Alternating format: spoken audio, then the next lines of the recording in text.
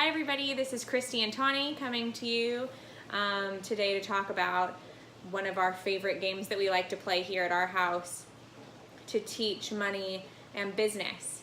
And so we were just talking this morning about NOI, which is net operating income, and Tawny is working on that skill right now, and it's an important skill that people need to know. It's really important when you're thinking about a different business idea or a different business venture. And so if you are able to practice things like this at home with your children, it'll help you kind of teach them to think about all of the expenses involved in running a business. And it helps parents really understand, when we're wanting to understand business better, kind of creates that foundational skill of talking about the expenses and the costs involved in owning a business, and remembering to think about all the little details that we may not think about. So I'm going to go ahead and start connecting with Tawny and asking her some questions, and you can just kind of watch how we do this. So the conversation that we just started was about owning a car and working for Uber, and how that, or Lyft, or whatever these driving companies are that are going around right now that are pretty successful. And Tawny has talked a couple times about when she gets older that would be a fun business idea to help create some income. And so we were going over the NOI. So a lot of times in the past, Tawny really understands ROI, which is return on investment when there's a business concept, but she hasn't gone into NOI so much. So we're gonna do that right now. And then afterwards, she's gonna share a special visitor.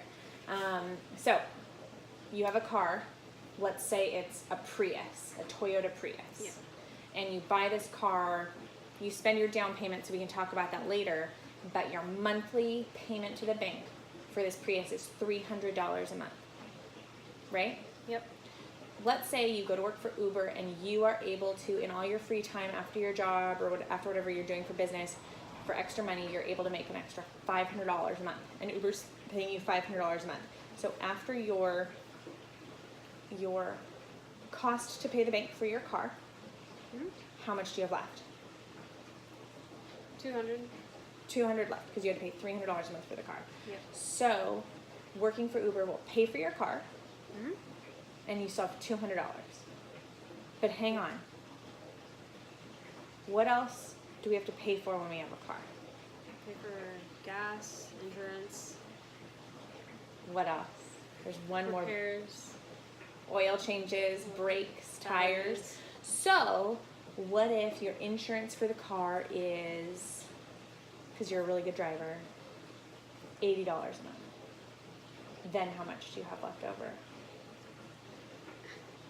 Do you remember how much you had before? Your car payment was $300.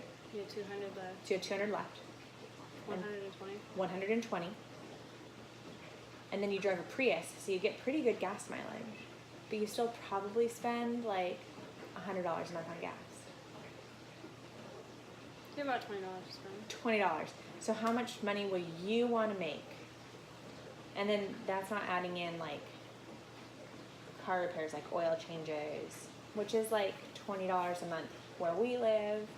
And then, tires and brakes, not so serious. We could probably figure out maybe an average of $20 a month you would want to average in for that. So you would want to do an extra $20 a month for that. Plus you'd want to do an oil changes every 3 months. So maybe $10 a month. Let's just say $10 a month for your oil changes. So how much money would you want to make if you drove for Uber? I mean, essentially, driving for Uber would pay all your car expenses, right? Yeah. But would you want to make any money on top of it? So would you be willing to work more hours to make like $600 or $700 or $800 a month? I mean, would it take time up as well? Yeah, it would take extra time to be able to make that much money. You would have to put in extra hours. You would either have to get up in the morning and drive people to work before you went to work and did your regular job. You'd have to be creative and maybe work more weekend time. Or is it worth it for you to just work that job so that your car expense is pulled off of your expenses from your regular job? That seems a lot easier. So you feel like you would be willing to work for Uber to have that job cover your car payment, your car insurance, your gas, instead of working your regular job and having to spit out $500 a month towards your car. I think if you had done like a part-time on both, that would work really well. What do you mean? Because if you work like, let's say you have like 50% of your time is free and the other 50% you work. Mm-hmm. So if you split that 50 into 25s, you can do like 125 is working at Uber. Oh, so and the other, part of your money would come out of your regular check and the other part of your money would come out of your Uber check? yeah.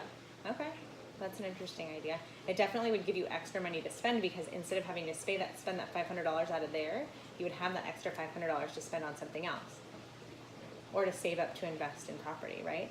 Yep. So working that extra job would help you. What if you lived in an area where you could easily make $800 a month on Uber? That would work. What do you But think? it's How a much? percent How much bonus would per your hour. NOI be if you had? Let's say you had $500 in expenses for your car, for everything included, including planning out mechanical issues, right? Mm-hmm. Gas, insurance, car payment for a nice car, a good brand new Prius. Then, and you wanted to, and you were able to make $800 a month. What's your NOI? What's your net operating income? So net operating gross is all the money, so the $800. Mm-hmm. The net is after you've pulled out all your expenses. So that remaining amount that you have left over, that's your NOI. Yep. So if you're making $800 and you have a $500 operating expense for the car, the insurance, and the gas, and the repairs, what's your NOI? I count up to is $10. No.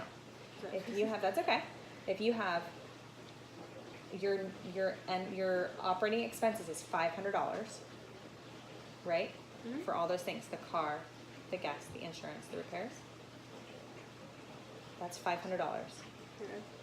And you're making $800 a month. What's your net operating income every month? 300. $300, exactly. And so then finding your ROI for a business, and that's not so much, because your return on your investment is your price of the car, right? So you're investing in that car. And so if we knew the numbers of how much that car originally cost, plus your interest rate and all that stuff, how long it would take to make that money back, that $300 multiplied over and over and over again, that would get you your ROI, which is your return on investment. Yep. Which is what you're investing into that car.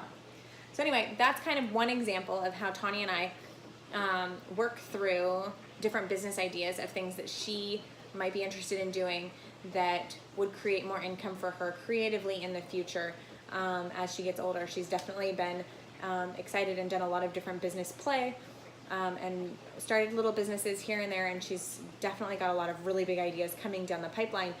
But that's what we've done since she was really little to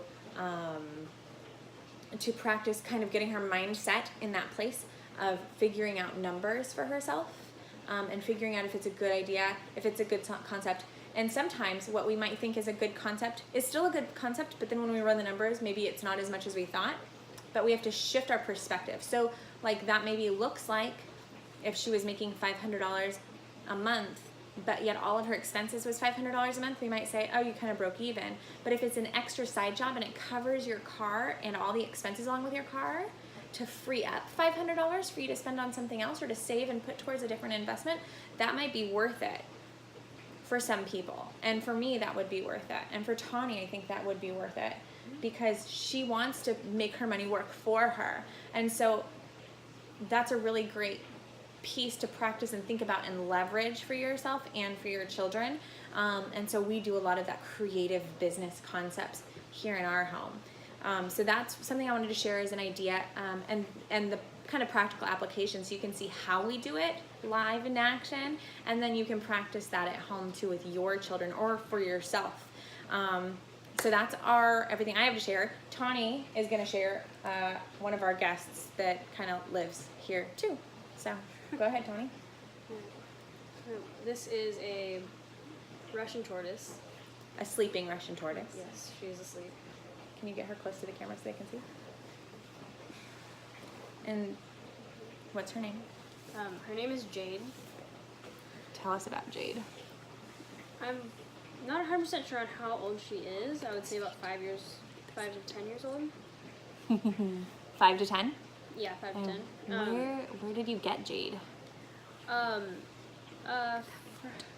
think it was my kindergarten teacher that used to that had her, and she found her in her backyard somehow, and has lived there for a while, and so she couldn't hold on to her anymore, so we had to take care of her, and we already have a second tortoise in the backyard. So. And tell us about Jade. What is her personality like? Very shy. She's still working on eating from my hand. Sometimes she'll do it if she's happy. How do you know that Jade is a girl? Because I know that I can't tell if a tortoise is a boy or a girl. The two lips here. Lips? Oh, the bumps on the shell? The bumps on the bottom of the shell. Let's show them that really well on the camera. Let's see if we can get a good angle. Oh, I guess that's the best way to do it. So, the lip right here is really like small to a female, and for a male they would come out to somewhere around here. Whoa, that's and so cool. There's more of an indent. And she's also, her shell is. We can tilt it the other way. Yeah. This way. Her shell's a bit more like smoother than a male, because a male would have like a super rough and dense shell, and to the female would have a really more soft. flat. It's more flat and soft. Weird. To where a male would have like more lines and creases and be more like a rock. She has long toenails. Do you need to clip them at all or no? No, you can't clip them. You can't clip them? They're not for clipping. They're not sharp, they're just long. Yeah, she digs with those. Oh, she digs with them. Yeah. Any other things about Jade that we want to tell the audience? Anything else that she does that's exciting? She's cute, she's sleeping. Well, most of the time she sleeps in a lot. I'd say a good 10 to 12 hours. It's a long She's time. a sleeper. And she gets really, really active. What does she do when she's active? Run and eat. And her favorite food is dandelion. She's kind of awake here. Oh, is she coming out? A little bit. You see that face? It's such a cute face. All right. Thank you for sharing, Jade. Oh, I can see her eyes. Her eyes are open. Hi, sweet girl. Hi. Oh, she's like, who are you? Get out of my face. I'm so tired. Yeah, no, that's her. She's shy. Okay. Well, thank you for sharing. Anything else you want us to know about Jade before we go off the air? I think I need to get her back to her bed. Back to bed. Okay. Well, thank you guys for watching, and we'll check in with you guys again tomorrow. Thank you so much. Bye. Bye.